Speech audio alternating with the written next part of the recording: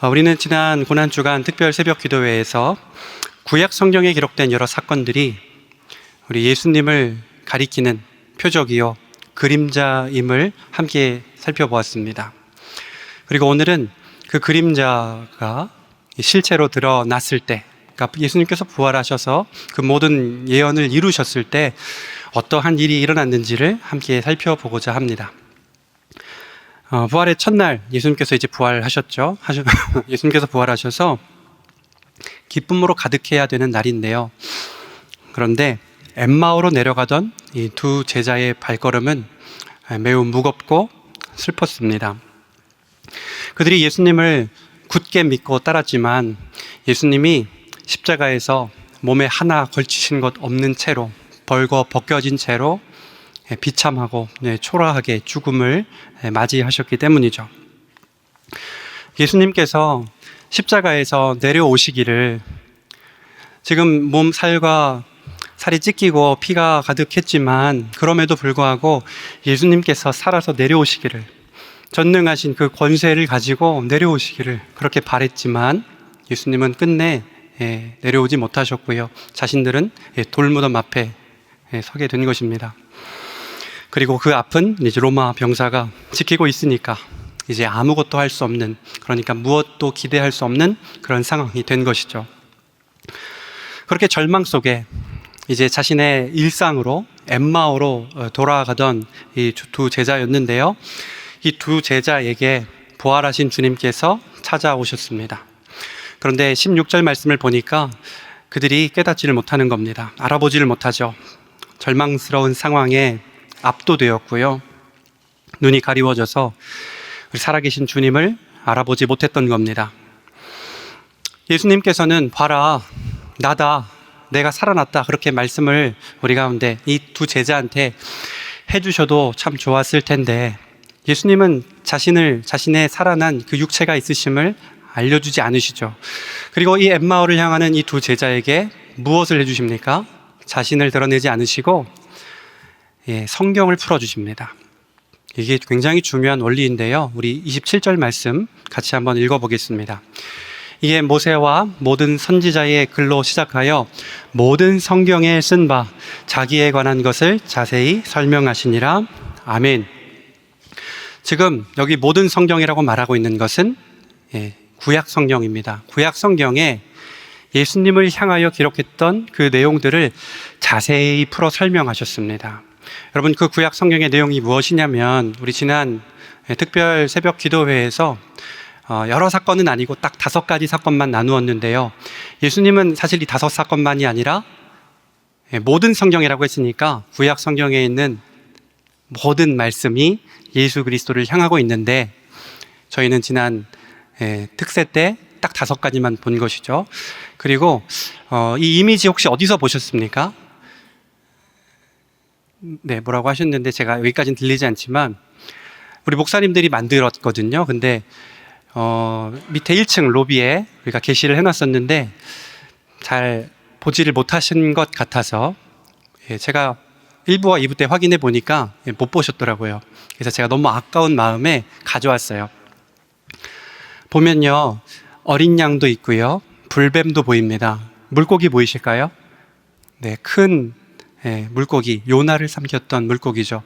그래서 지난 우리가 월요일부터 금요일까지 우리가 주제를 다뤘던 그것을 이미지화한 겁니다. 그런데 이 모든 스토리들이 어디를 향하고 있습니까?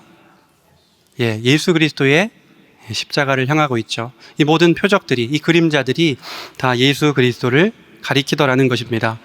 그래서 우리 5일 동안 우리 말씀을 들으신 분들도 있지만 듣지 못하신 분들도 계신데요. 제가 아주 짤막하게 5일에 다뤘던 내용을 설명드릴 겁니다. 그런데 여기서 예수님이 엠마오로 향하는 두 제자한테 말씀하실 때 자기를 먼저 밝히지 않으셨잖아요. 그래서 제 3자의 입장에서 말씀하셨지만 저는 나 예수 그리스도로 그렇게 지칭해서 한번 설명을 드려보겠습니다. 첫째 날부터인데요. 에덴 동산에서, 그러니까 지금 엠마오로 가는 두 제자한테 구약을 풀어서 설명하는 겁니다. 에덴 동산에서 범죄한 아담과 하와를 덮어주었던 가죽옷을 기억하느냐? 인류의 죄와 수치를 덮기 위해 피 흘려야 했던 그 영원한 희생 제물이 바로 나 예수 그리스도다. 모리아 산을 오르며 번제에 쓸 나무를 등에 지고 갔던 이삭을 아느냐? 내가 바로 너희의 죄짐을 짊어지고 골고다 언덕을 오른 참된 이삭이며 하나님이 친히 예비하신 여호와 이레의 수량이다. 광야에서 뱀에 물려 죽어가던 자들이 놋뱀을 보고 살아난 것처럼 나도 십자가에 높이 들려야 했다. 나를 바라보고 믿는 자마다 영생을 얻게 하려 함이다. 하나님과 죄인 사이를 막고 있던 성막의 그 무거운 휘장을 기억하느냐?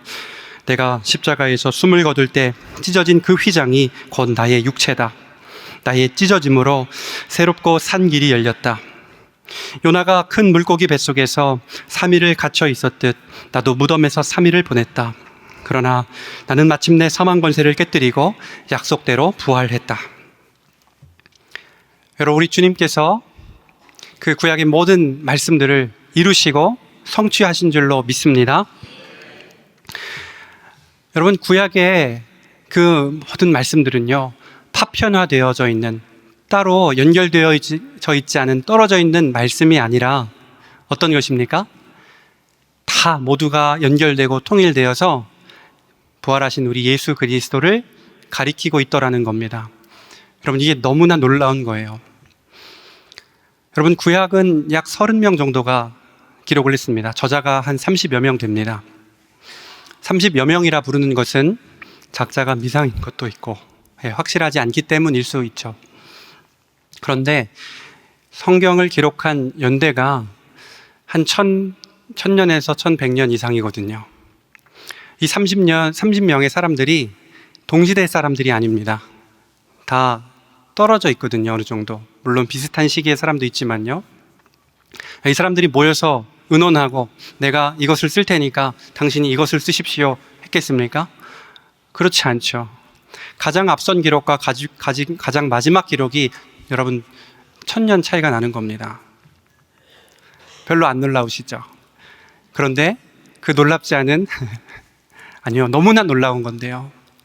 그 놀라운 하나님의 말씀이 다 하나로 이루어져서 통일되어서 예수 그리스도, 예수님께서 오셨을 때 그의 십자가 사건과 부활을 통하여서 완벽하게 성취되었더라는 것입니다. 이것을 제자들한테 설명하니까 제자들이 뭐라 그래요? 예수님께서 우리 가운데 말씀을 풀어주실 때 우리 마음이 뜨겁지 아니하더냐. 전유라는 거예요. 그리고 나중에 축사하시고 떡을 떼어주시자 예수님이 누구신지를 그제서야 알아봤죠. 그러니까 어떻게 됩니까? 여러분, 그 시간은요, 이미 밤이 어두워서 예수님께 말씀드리기를 우리가 날이 어두우니 다음 날 날이 밝으면 가자 그랬거든요. 그랬는데 그 밤에 어떻게 해요? 예수님이 이제 사라지시고 안 보이시는데 그 밤에 그들이 자리를 돌이켜서 엠마오가 아니라 죽을 수도 있는 예루살렘으로 가더라는 겁니다.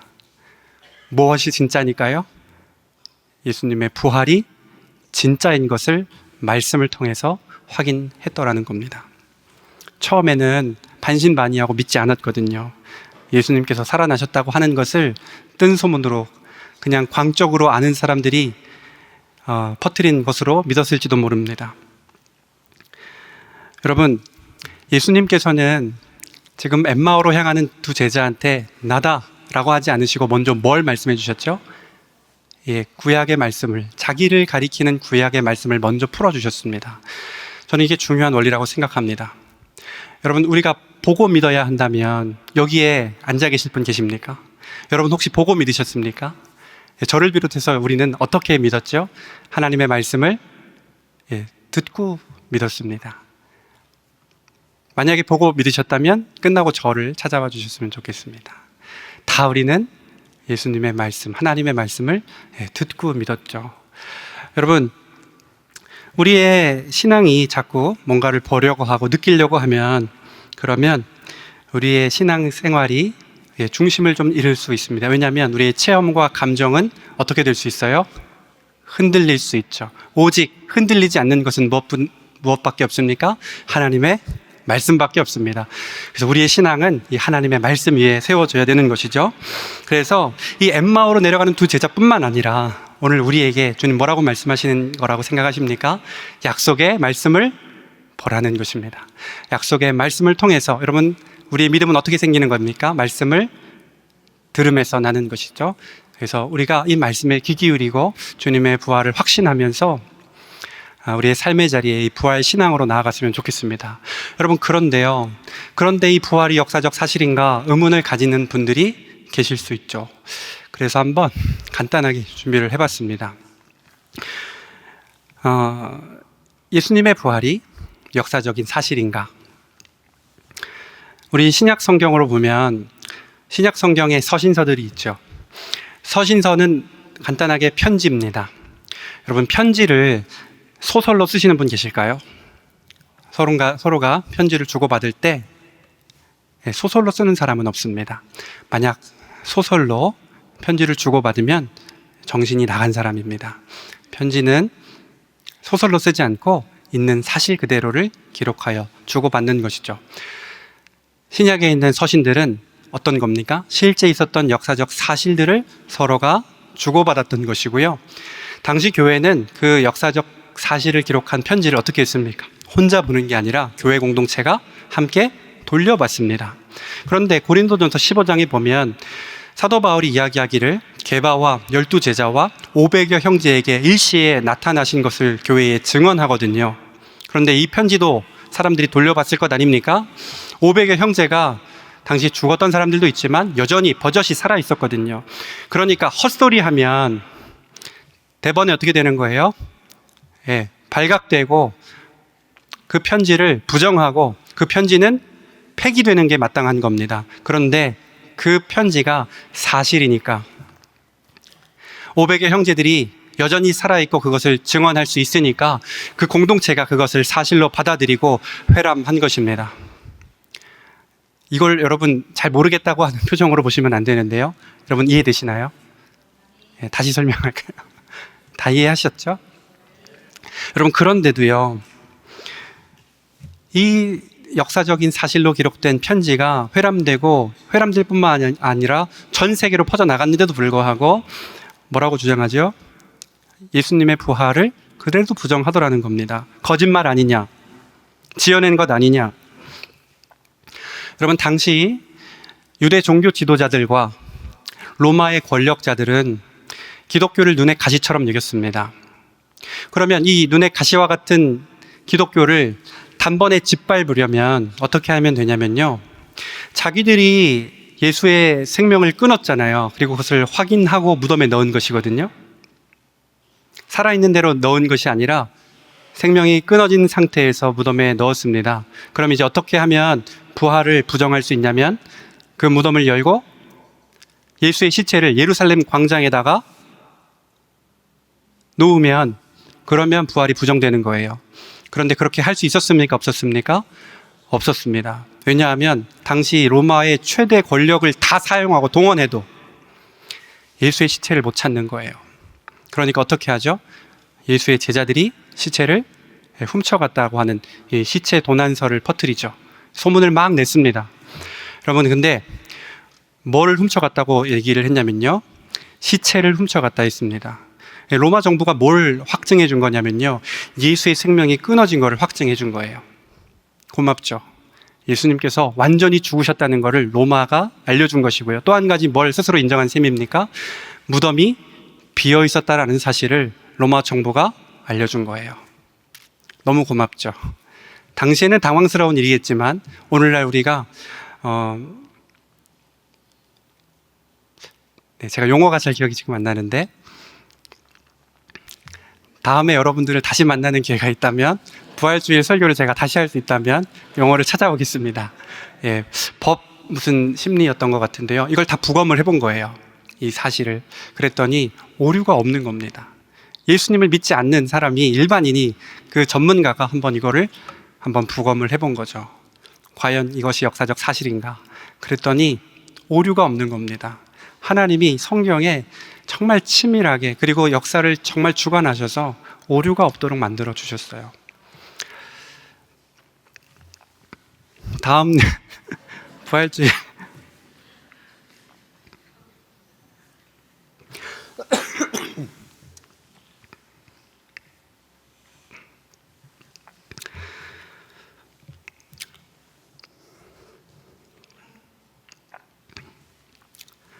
여러분, 그런데도 거짓말로 훔쳐갔다고 여전히 주장하고 있는 사람들이 있는데요. 여러분, 거짓말로 훔쳐가면 그 훔쳐간 사람 멀쩡하겠습니까? 죽는 거예요. 근데 제자들이 훔쳐갔을까요? 제자들 어떻게 했습니까? 제자들 예수님께서 십자가에 박히시던 그때 다 도망했잖아요. 가장 예수님을 따랐던 수제자, 예수님의 광팬 베드로 어떻게 합니까? 예수님한테 욕설한 거잖아요. 저주를 퍼부었잖아요. 그리고 자기 살려고 했지 않습니까? 무덤 문이 닫혔을 때 자기들 집 문을 걸어 잠그고 숨어 있었던 게 제자들입니다. 두려웠어요. 죽음을 피하고 싶었습니다. 근데 그런 사람들이 뭐하러 거짓말을 하냐는 거예요. 며칠 후에 이 제자들 어떻게 합니까? 예루살렘 한복판에 나와서 예수가 부활하셨다고 소리를 외치는 거죠. 그들 어떻게 됩니까? 다 매맞고 감옥에 갇히고 생명에 위협당하고, 우리가 아는 것처럼 한 명 사도 요한을 제외하고 다 순교했습니다. 죽기까지, 생명을 내어놓기까지 그 생명의 부활을 증언하는 것을 멈추지 않더라는 거예요. 왜 그렇습니까? 부활이 진짜니까, 부활이 참되니까. 그래서 그것을 주장하는 것을 목에 칼이 들어와도 멈추지 않더라는 거예요. 생명이 어디 있는지를 알기 때문에 그냥 대충 신앙생활하는 게 아니라 자기 생명을 내어놓는 그런 천국 시민으로서의 신앙생활을 하더라는 겁니다. 생명을 전할 수밖에 없는 거예요. 여러분, 사람은 착각이나 혹 자기 신념 때문에 죽는 사람들이 있다고 합니다. 미련한 것이죠. 그런데 자기가 꾸며낸 거짓말 때문에 죽는 사람은 없다고 합니다. 그것도 한 명이면 모르겠는데요, 집단적으로 그렇게 하는 일은 없는 것이죠. 그런데 여전히 주장하는 거예요. 집단적으로 최면에 걸려서 예수 그리스도를 부활했다고 거짓 주장하고 그것을 믿고 있다, 어리석은 사람들이다라고 매도하는 겁니다. 여러분, 그런데 감사한 것은 뭐냐면요, 당시에 변화된 사람들 중에 예수님의 생전에 살아계실 때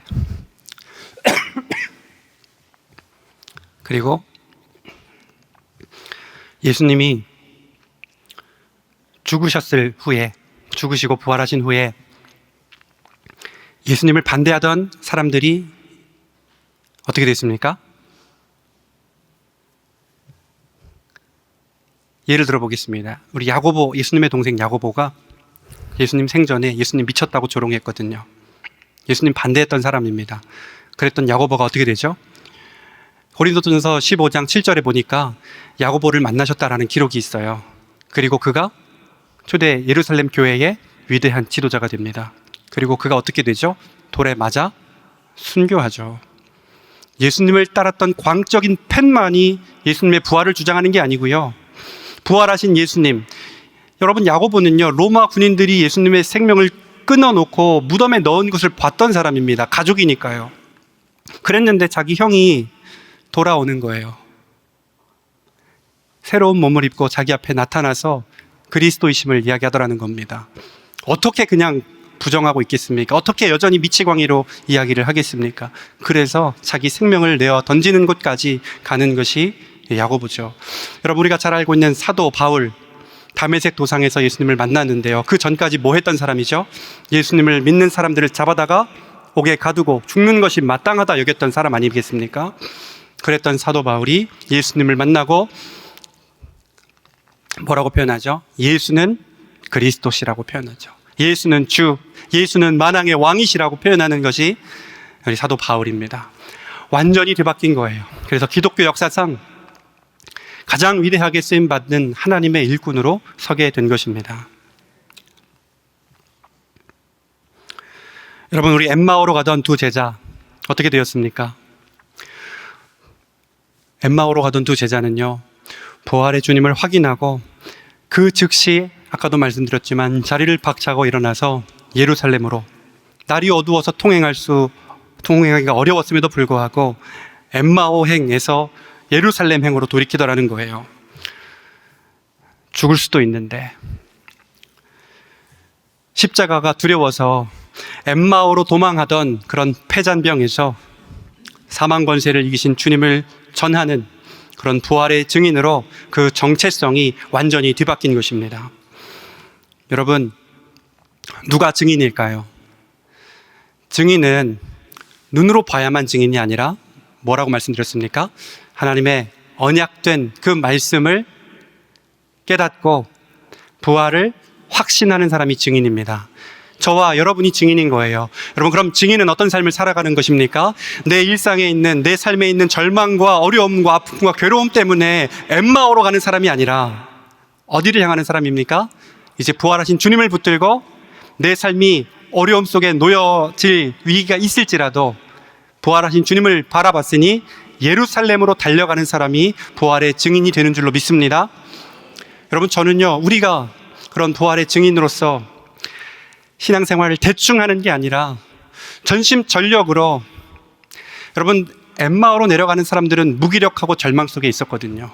그런데 부활하신 주님을 만나니까 무기력한 모습, 그런 틈이 없습니다. 그냥 질주하는 거예요. 주님을 만나러 가는 것입니다. 그리고 그곳에서 부활의 증인으로서 주님을 만난 사람답게 이 땅의 삶을 살아가더라는 것이죠. 여러분, 그러면 부활만 진짜입니까? 부활만이 아니라 주님께서 살아서 말씀하셨던 그 모든 일이 진짜라는 거 아니에요? 주님께서 말씀하신 모든 것이 진짜라면 우리가 가만히 있을 수가 없는 것입니다. 여러분, 우리 부활절 계란이 많이 남았답니다. 맞나요? 2,000원씩 판매하고 있습니다. 여러분, 다 사가세요. 가서 증인으로서의 삶을 여러분 사셨으면 좋겠습니다. 아니면 여러분들이 잡수시더라도. 네. 말씀을 맺겠습니다. 엠마오로 향했던 그 제자들, 그들을 멈춰 세우고 완전히 돌아서게 한 것은 여러분 특별한 기적이 아니라 하나님의 언약된 말씀이었습니다. 여러분, 그 말씀이 이 십자가와 부활에 수렴하고 모든 것이 성취되니까, 그들이 깨달아지니까 이 진리의 압도가 되어서 그래서 예루살렘으로 달려갔던 겁니다. 사랑하는 여러분, 이 복음의 메시지를 들었던 당대의 수많은 증인들과 교회사의 증인들, 어디까지 달려갑니까? 자기 생명을 내어놓는 자리까지 달려가더라는 거예요. 인생에 무기력할 틈이 없습니다. 생명의 말씀에 강력하게 사로잡히니까 죽음일지라도 여러분 달려가더라는 거예요. 사랑하는 여러분, 우리 삶에 있는 좌절이나 절망, 무기력, 그런 어려움, 어두움 속에서 우리를 다시 일으키는 것은요, 환경의 변화가 아니라 하나님께서 그리스도를 통하여 주신 생명의 부활이, 예수 그리스도 십자가 복음이 우리를 일으켜 세우는 줄로 믿습니다. 말씀이 우리 안에 살아 움직일 때 우리는 다시 일어나게 될 것입니다. 이 생명의 말씀을 붙들고 끝까지 승리할 수 있는 사랑하는 모든 창운대 교회의 성도님들 되시기를 주님의 이름으로 축복합니다.